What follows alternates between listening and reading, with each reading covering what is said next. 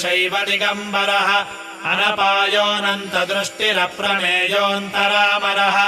अनाविलो प्रतिरथो अच्युतो अमृताक्षरः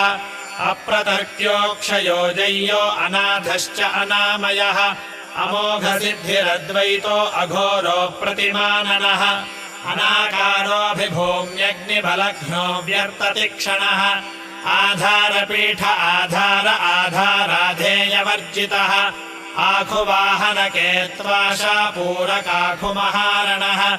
इक्षुसागरमध्यस्थो इक्षुभक्षणलालसः